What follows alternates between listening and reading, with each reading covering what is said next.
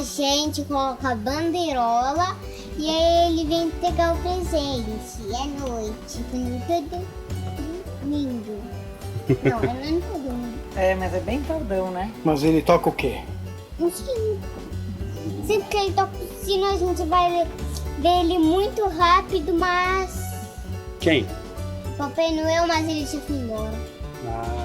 Esse é o Vitório, que mora em um veleiro com seus pais. Nós vamos conhecer o trabalho da mãe dele.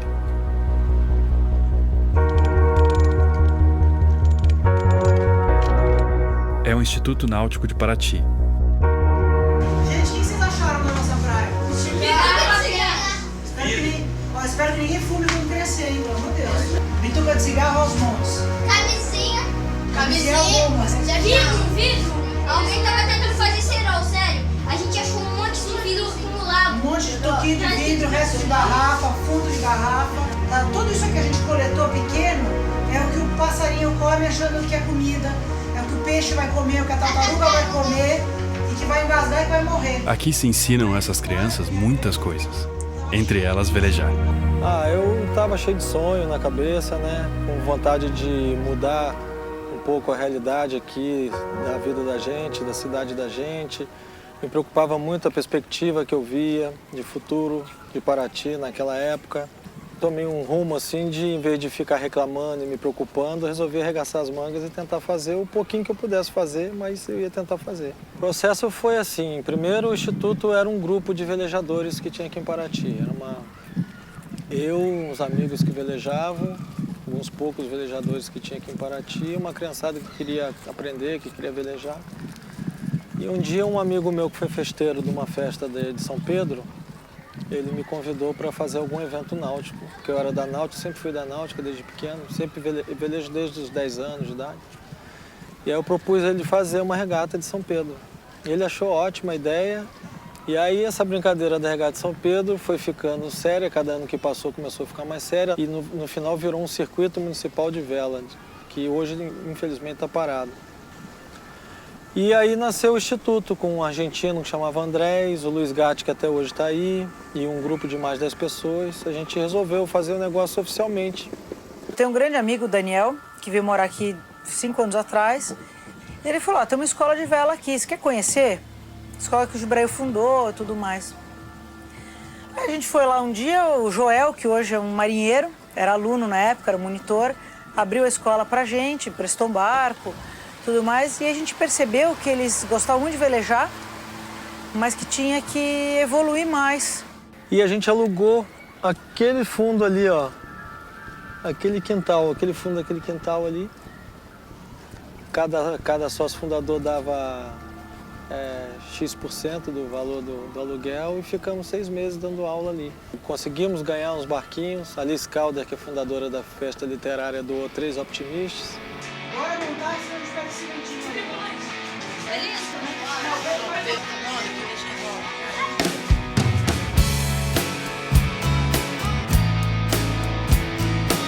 Uma ONG inglesa apareceu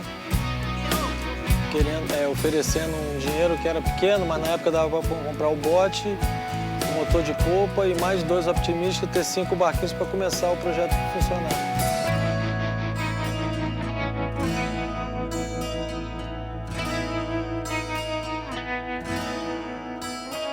A gente começou a dar algumas regatas, a explicar como era uma regata, reunião de comandantes, como fazer um barco render. Aí a gente pegou os que estavam melhor e começamos a dar rendimento de barco.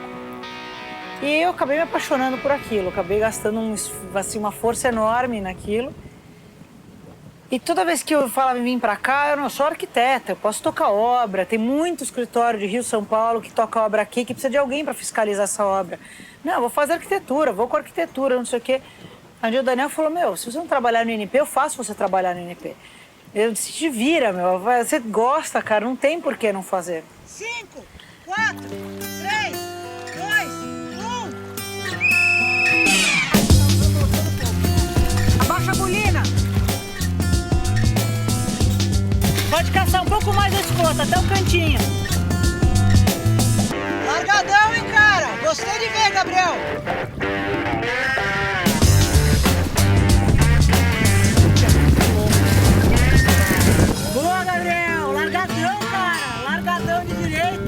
a minha referência, como eu velejei muito no exterior, muito na Itália, eu vejo como funciona a Federação de Vela Italiana, né? Mas aí é uma questão nacional, né? Para eles o esporte, a vela é muito importante na Itália.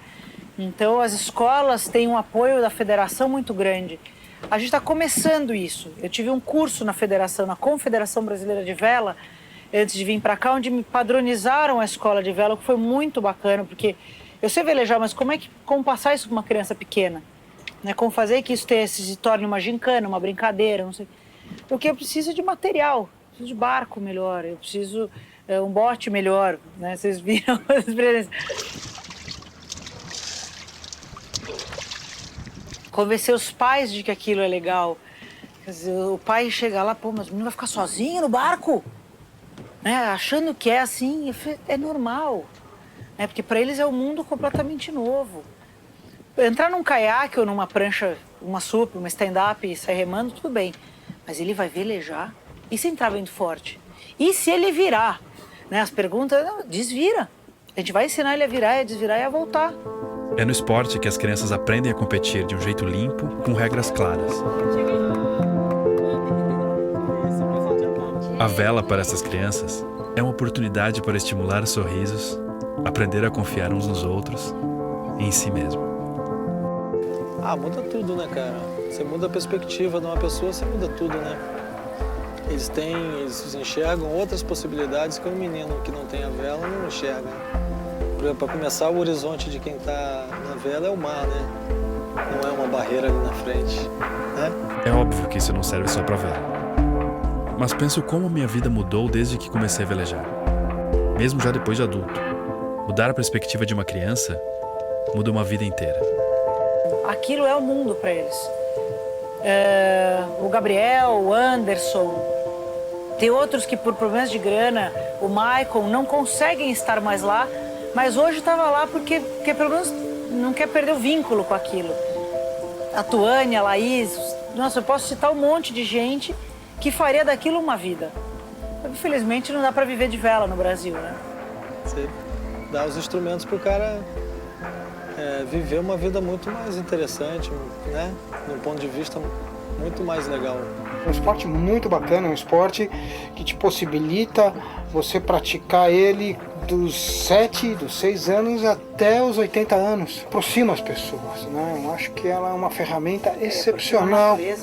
Ele observa, né, o meio ambiente de uma forma diferente do que quem não veleja, porque ele está inserido naquele meio ambiente e ele depende do vento, depende da chuva, da lua, da maré, né? Ele sabe tudo isso. Porque a cultura náutica no Brasil é uma coisa que se perdeu, né? Não sei em que momento, não sei de que maneira, mas a gente perdeu a cultura náutica muito fraca aqui no nosso país, infelizmente. Parece difícil para a maioria das pessoas imaginar que qualquer um pode velejar e que um barco da classe laser usado, iguais aos que o Instituto usa, custa o preço de uma bicicleta. Ao lado da natação, a vela é o esporte que mais trouxe medalhas para o Brasil em Olimpíadas. Mas nem quando a Olimpíada é no Rio de Janeiro, parece haver alguma comoção. Mas a satisfação é, assim, incrível. Você vê esses meninos que nunca tiveram noção de nada, de repente estão velejando, estão autônomos, estão felizes, só porque você está lá sentado num bote dando uma largada para eles. Quer dizer, pra gente é tão pouco, para eles é uma oportunidade muito legal. O que você acha, qual vai ser o futuro do Instituto Náutico? O Instituto vai formar muita gente, eu acho que vai continuar aí, vai se perpetuar tranquilamente, porque tem tudo para isso. Eu espero que não só continue, mas que apareçam outras iniciativas parecidas. Se você gostou, se inscreva no canal. E se gostou muito mesmo, compartilhe com seus amigos.